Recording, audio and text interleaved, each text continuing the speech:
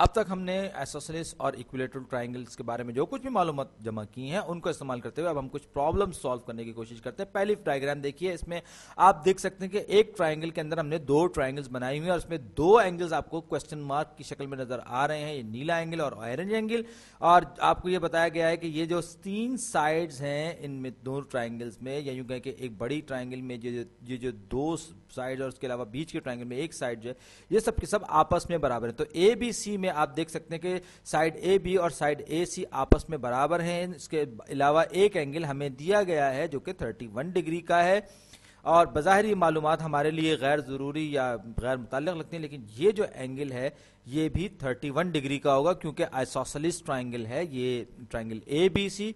क्यों? इसलिए कि जो साइड्स की लेंथ बराबर होगी उसके अपोजिट एंगल्स आपस में, या बेस एंगल्स की पैमाइश भी आपस में बराबर होगी। जब हमें दो एंगल्स जब पता चल गए तो 31 + 31 measurement of angle A B C, measurement of angle A B C, ये सम बराबर होगा 180 डिग्रीज के। क्योंकि हम प्लेनर ज्योमेट्री की बात करें, यूक्लिडियन ज्योमेट्री की बात करें तो 31 × 31 हो गए 62 को आप दूसरी तरफ ले जाइए तो measurement of angle A B C बराबर हो जाएगा 180 - 62। तो 180 में से आप 60 निकालेंगे तो 120, 120 में से मजीद 2 निकालेंगे तो 118 डिग्रीज आपके पास बचेंगे। अब आप आइए, ये नहीं कि ये हमारे पास ये जो एंगल है, सॉरी मैं इसको जरा करेक्ट कर दूं, ये जो एंगल हमारे पास है इसको मैं कहूंगा कि ये 118 डिग्री का एंगल है। लेकिन दूसरी तरफ वाला एंगल आप देख सकते हैं ये स्ट्रेट लाइन पर बनने वाले एंगल्स हैं और ये दोनों के दोनों एक दूसरे के सप्लीमेंट्री एंगल्स हैं। और सप्लीमेंट्री एंगल्स का मतलब क्या हुआ कि ये दोनों के दोनों एंगल जब आपस में सम होंगे तो 180 डिग्रीज बनाएंगे। तो इस सूरत में ये 180 अगर 180 है तो ये 62 डिग्रीज के बराबर होगा। चाहे तो आप इनको आपस में जमा करके देख लीजिए। अब हम बात कर रहे हैं इस ट्राइंगल की, ट्राइंगल बीसीडी की। तो ट्राइंगल बीसीडी में आप जरा गौर कीजिए, दो साइड आपस में बराबर हैं, यानी कि आइसोसेलेस ट्राइंगल अगर है तो इसके दोनों अपोजिट एंगल्स आपस में बराबर होंगे। तो लिहाजा अगर ये एंगल 60 डिग्री का है तो ये एंगल भी लाजमन 60 डिग्रीज का होगा क्योंकि आइसोसेलेस ट्राइंगल की यही प्रॉपर्टी है। तो ये भी 62 डिग्रीज का एंगल होगा। अब एक बार फिर मैं तीनों एंगल्स को आपस में जमा करूंगा और क्योंकि प्लेनर ज्योमेट्री में तीनों एंगल्स का मजमुआ आपस में 180 डिग्रीज के बराबर, तो लिहाजा 62 + 62 प्लस क्वेश्चन मार्क वाला एंगल जिसको कि हमने कहा है BCD, measurement of angle BCD, ये बराबर होगा किसके? ये बराबर होगा 180 डिग्रीज के। तो 62 60 और 60 120 और 124 और measurement of angle BCD is equal to 180 में से जब मैं 120 निकालूंगा 60 बचेगा, 60 में से मजीद 4 निकालूंगा तो 56 बचेगा, 56 डिग्रीज। अब इसका मतलब ये होगा कि तीसरा एंगल मेरे पास 56 डिग्रीज का है। तो इस तरह से मैंने ये प्रॉब्लम सॉल्व कर लिया। अब जरा ये बड़ा अजीब से ये एक स्क्वायर बना हुआ है, उसके साथ एक इक्विलेटरल ट्राइंगल बनी हुई है। अब इसको हम देखते हैं। मुझे मालूम करना है कि ये जो एंगल है, एंगल ए बी ई जो है इसकी पैमाइश कितनी है।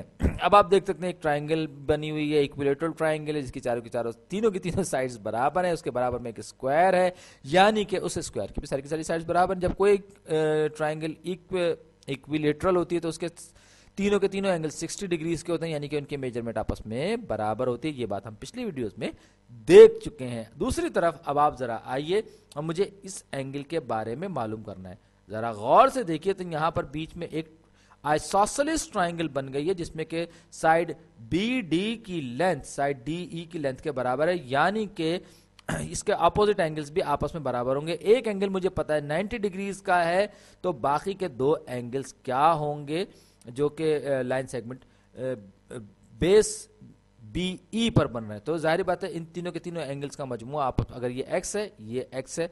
क्यों? इसलिए कि एक बार फिर आइसोसेलेस ट्राइंगल की प्रॉपर्टी यही होती है कि उसमें इक्वल लेंथ वाली साइड्स के अपोजिट एंगल्स जो होते हैं उनके मेजरमेंट आपस में बराबर होती है। तो x प्लस 90 डिग्रीज, क्योंकि ये राइट एंगल दिया हुआ है मुझे स्क्वायर, तो ये 2x plus 90 degrees plus 90 degrees is equal to 180 degrees.